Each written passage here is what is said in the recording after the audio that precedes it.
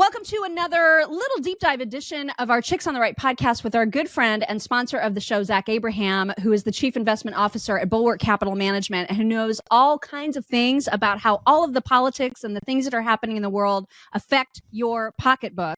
And so, Zach, obviously one of the worst things that's happening in the country right now is the biggest fire that has taken out the most land and the most cows ever in the history of fires in America. And there's some speculation now, some lawsuits are happening that relate to the cause of the fire. But we were curious about whether or not you believe that it's like a power line, a power company issue, or whether it was caused by Jewish space lasers. I mean, naturally, the Jewish space laser. That's where my mind first went. Went right there. Totally. Yeah. And you remember Austin Powers? Yeah. Remember there's the lasers. And they were going to drop it down in the Shark Tank, and the shark had lasers on. So whenever you hear stuff like that going on, usually it's a laser. And then now, in the age of the Israel now being an occupying state, it's natural then to make the assumption if it's a laser, it's got to be a Jewish laser. Totally, it's got to be a Jewish laser. Nice. Yeah, exactly. I'm glad we got that cleared that up. Yep. Yeah. So on that note, like, do you think because I live in Texas and I can see, it's devastating. We're talking like, 1.5 million acres. Yeah. The industry, the cattle industry, the beef industry is being affected by this. And when I see that, I'm a big beef eater myself. So Same. Beef industry is affected. Ag is just overall is affected by this. I don't think people are talking about this enough. And so what do you think the ramifications are just from a financial perspective? Because I feel like the industry is obviously going to take a hit, and then will stocks take a hit? Will the market take a hit? Like, what do you see this looking like in the next couple weeks, couple months, in the next couple of years? Well, I think there's a couple different ways you can look at it. It's really one of the reasons I love doing this job is because to watch economic trends unfold and play out, it's fascinating to me. And the reason I bring that up is prior to COVID, when you looked at the world, all you saw were threats of deflation, right? Like, so meaning you saw excesses building up here or there. You saw economies that couldn't achieve escape velocity. You had issues in China going on with their real estate market and you just saw, it was like, you just kept seeing, deflationary pressure after deflationary pressure. And it's just amazing how everything get turned on a dime. And where am I going with this? I think the biggest impact is that you just add this on the list of inflationary pressures, right? And it's going to be through more expensive power, right? Now, some of that will be transitory. Some of it won't. I don't like that you're using that word, Zach. I don't like it. Because Yellen uses that word. Yeah. But that's the way of it, right? Some of it will stay, some of it won't. But it's just amazing that all of these things keep chalking up to inflationary pressures. And then the other fascinating part about it is when you flip over to the market, as you would expect in a bubble scenario, which I believe we're very much in one. And because we're in a bubble doesn't mean it has to burst tomorrow.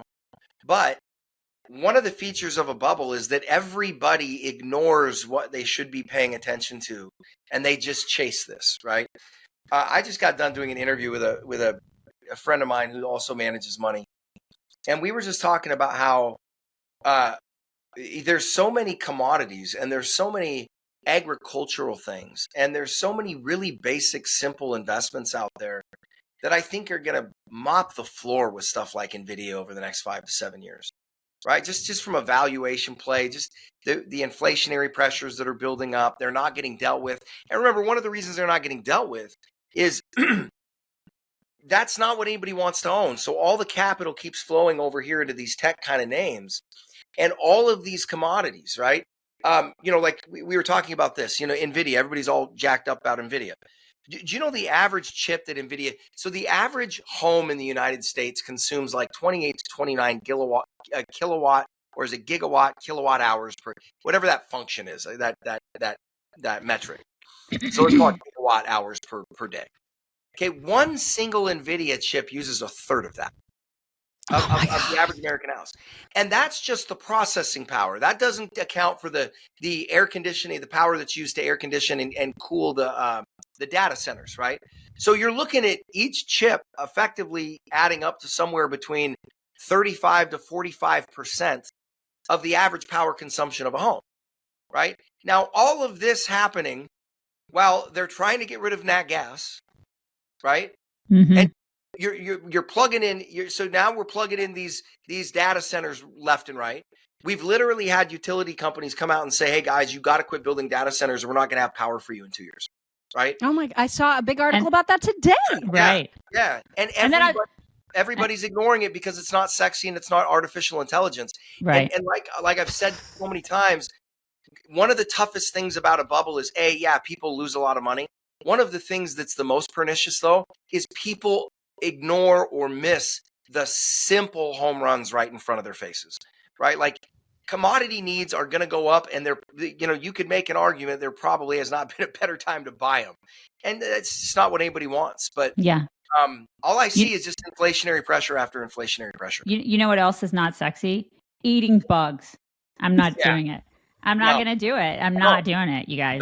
Nope. You might be forced to though, because now, what if they put stuff in your food? There's like all kinds of laws now that they're putting through where they can make grocery stores put stuff in, and you don't ever know.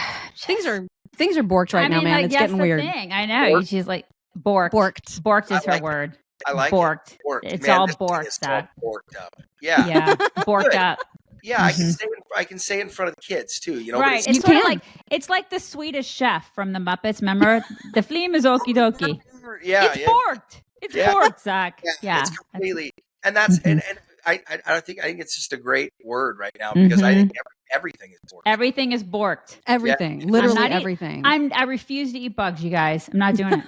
Well, at least we have Zach to help us understand, I like the way that you put things and kind of bring some realism back to what's happening and make people start thinking, well, maybe there's other things in the market that I should be paying attention to instead of just freaking Apple and Google or whatever. So that's a good spin on this. Yeah. And here's an anecdote, right? So we're off to a really good start this year.